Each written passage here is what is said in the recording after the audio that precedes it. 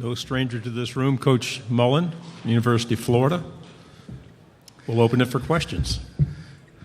Right here to your left, Coach. Huh? Coach, P-Ryan split carries mostly with Jordan Scarlett last year, pretty even stats. Will he be more of a bell cow this year, or do you see the top two backs splitting carries like that? Well, I love to be able to rotate guys through because I think for a couple of reasons. One, health being a huge part of it. Keeps guys healthy and fresher throughout the course of the season.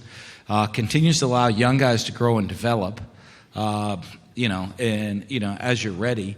And it builds the team part of it all. You look at last year, you had Jordan Scarlett and P. Ryan. And, after Malik Davis got hurt early in the season when Damian Pierce came in.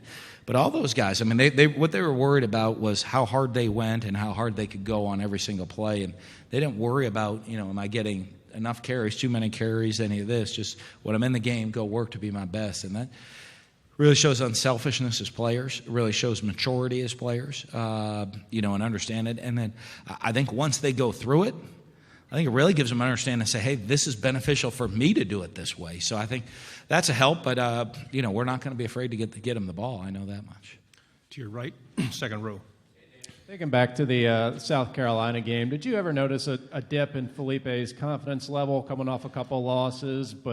And if so, how was he able to flip that so quickly, lead that comeback, and then basically roll through the rest of the year at a pretty high level? Well, I think one of the ones, with him was learning how to block out all the outside noise and not worried about what's not important. I sound like an arrogant or demeaning statement to people, but, if whoever was tweeting at you on Twitter was a more qualified quarterback coach than me or Brian Johnson, they would be our quarterback coach. So I don't know why their opinion would even matter. And so I think once you're able to kind of block out the outside noise and just really start focusing on what's important, look at your skill set, look at what you're able to do, and go do those things at a high level, you're going to be successful. And I think one of the things he was able to do was start to block those things out and realize that we had confidence in him and that he's pretty good. He's okay. And to worry about doing things well. And when he started to do that, he really took off and I think finished the season really strong and had a great spring as well. To your left, front row. Is getting off to faster starts an emphasis this offseason? The first quarter scoring wasn't necessarily too good last year. Yeah. We'll see. Mine is more winning, right? Whatever it takes for us to win, and that's always going to change. You're going to win differently with a different team every year. One of the big things you always got to study at is what your team is and understand your team and know your team better. I think one, there's a learning curve for us last year of new coaching staff and players understanding what the coaching staff was and what our expectations, as well as the curve of the coaching staff learning the players and their strengths and their skills and what they did, what they could and couldn't do. I think hopefully, obviously, that we know a lot more, even though every team's an independent deal, and learning about this year's team will learn, and hopefully the learning curve's a lot faster as we continue to grow. And as coaches, we're always putting our guys in a position to be successful and do what it takes to win. I love winning. Winning 49-48 and winning 3-0. I'm good either way. If you're a defensive coach, you probably enjoy winning 3-0. If you're an offensive coach, you have no problem with the 49-48 game. As the head coach, I'm good with either. I'll go, it's 3-0. We'll spend some more time with the offense. It's 49-48. And spend a little more time with the defense. But for me, it's just whatever we need to do to win. To your right. Coach, you combine the passion of the Florida fans and the expectations with your history of working with quarterbacks and how they seem to develop and get better and better year for year. Combine those two for 2019 and, think people are thinking big things. How do you deal with that? How do you gauge that? Well, I have unbelievably high expectations. I have unbelievably high expectations of our team and the program and all of our players. And I don't know if there's anybody that has higher expectations than I do. So I have no problem embracing the expectations, and hopefully exceed the expectations. I think we exceeded expectations last year, and hopefully we do the same again this year. kind of what it is. I don't shy away from those things. But you got to learn, and there's different types of adversities. You're going to learn to deal with adversity of success, and you're going to have to learn to deal with adversity of failures.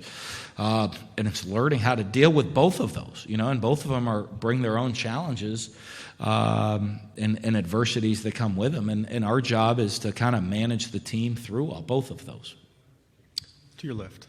Dan, can you just talk about some of the emotions coming into the season? You have a year under your belt. Of course, you've been at Florida before, but to have a year under your belt now and to see how this fan base has embraced you and to see what it means to be a Gator day in and day out, just kind of talk about some of the emotions involved with that. Well, I think it's great. I love being the head coach of the University of Florida, the Gator Nation. I mean, the passionate fan base, the excitement, that they have.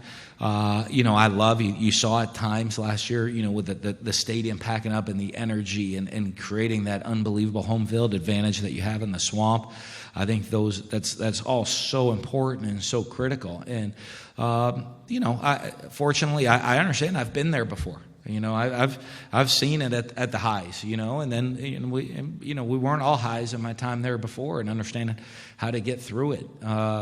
But it is. I think it's a really exciting time. I think our fans are hungry to get back to go compete for championships, and they're a passionate fan base. They love winning, and but I am too. I'm very passionate. I love to win. I love to compete, and so I love being the head coach of the Gators. Front row right here. Yeah, what are you expecting for Felipe in year 2 with you and his development, and what are your expectations for him this season?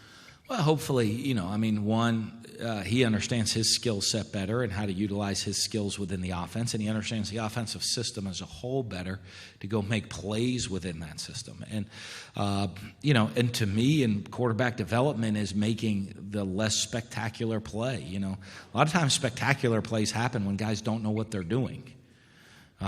Which is kind of crazy, right? I mean, because they don't really know what they're doing, so they run around and they throw the ball 75 yards in the air and something special happens and everybody thinks that's a great play.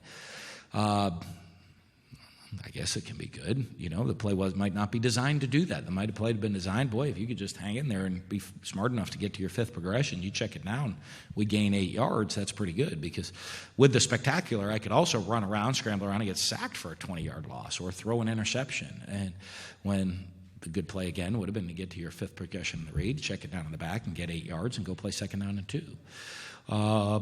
I think that aspect of it, that's what you want to see, is him really growing and understanding the game of football and understanding it within what we want him to do within the offense. To your left, second row. Hey, Coach, Bruce Marshall, Sports Byline. Back to the bowl game. We thought you had a chance in that game. Didn't expect 41-15. Thanks for your confidence. I said 21-15. I was thinking that was so. In the offseason, how much difference did that make? And also, since I've come close and never hit a hole-in-one, I'd like to hear about your hole-in-one. All right, thanks. My first hole-in-one question today. I appreciate it. I'm going to address the hole-in-one first. It was about, I was sitting up there.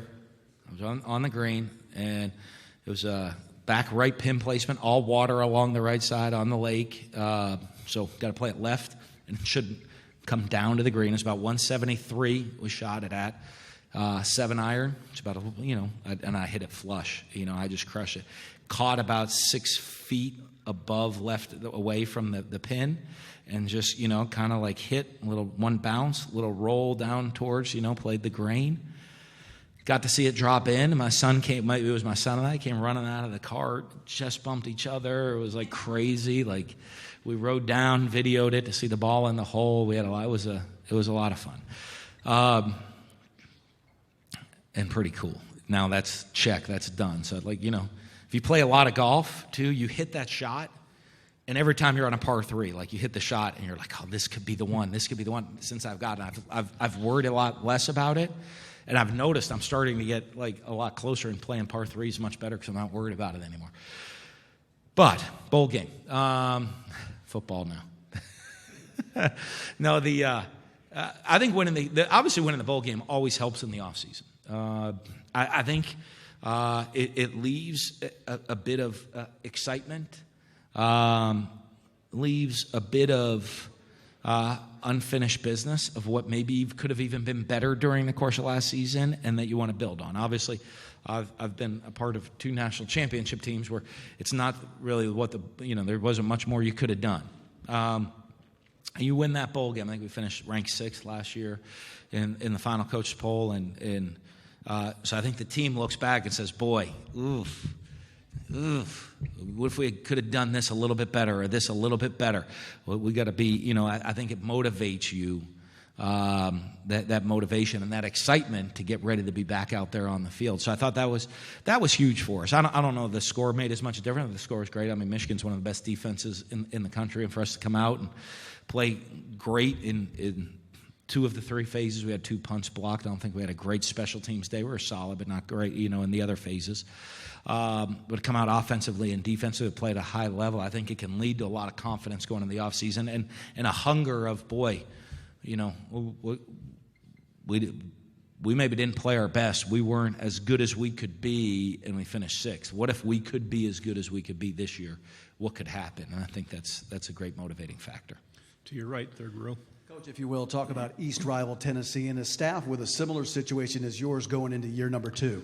Well, you know what? That's always been, when I was at Florida, my first stint there as offensive coordinator, there was always such a big rivalry game because it was game 1. It was always your first SEC game. And it kind of always led to, obviously, you win, you're 2 games ahead of the other team.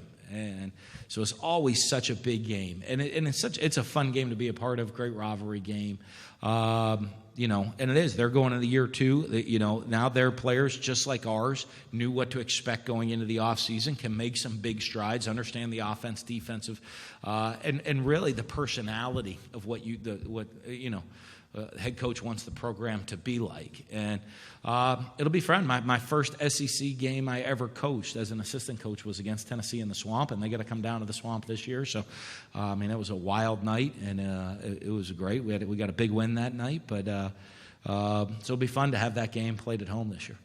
On your left here, front row.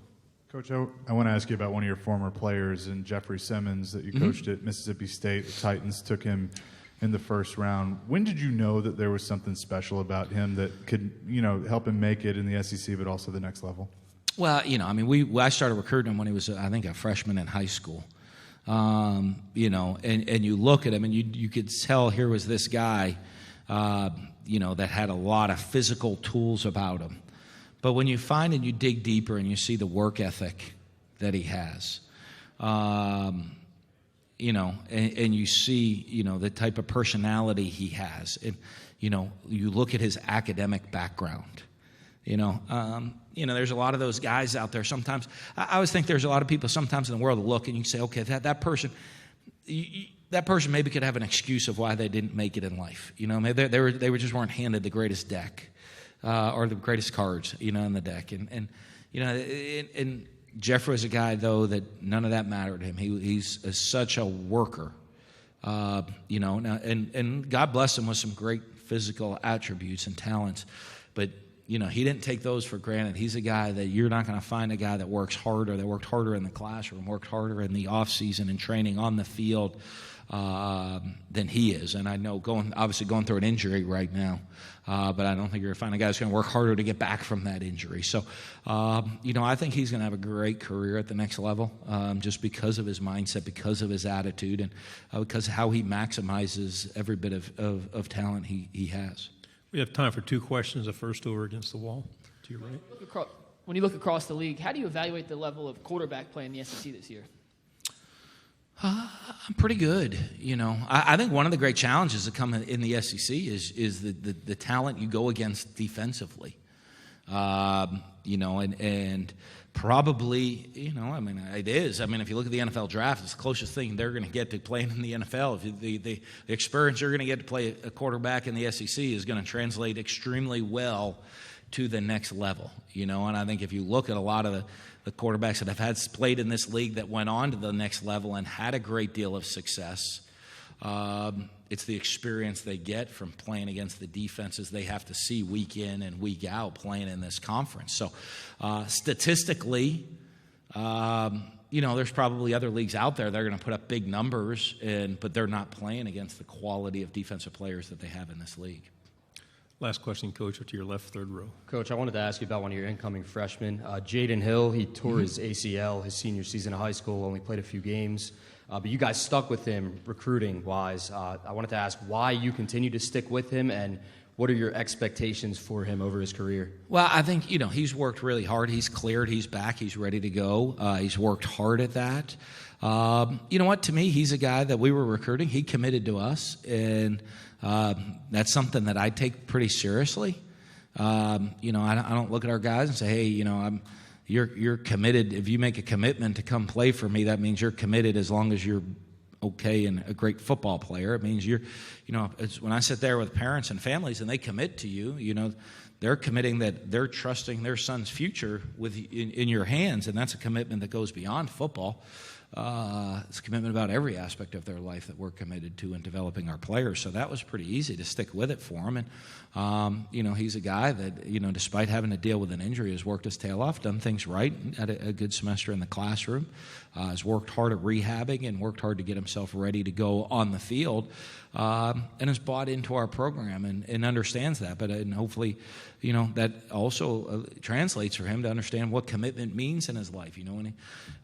If he's committed to be a TV broadcaster or a radio host or an NFL player or start his own company or be an educator or go into politics, whatever it is, that he's going to be committed to that and understands what that commitment can mean to your success if you buy into it long term. Thank you, Coach. We appreciate your time. Thank you.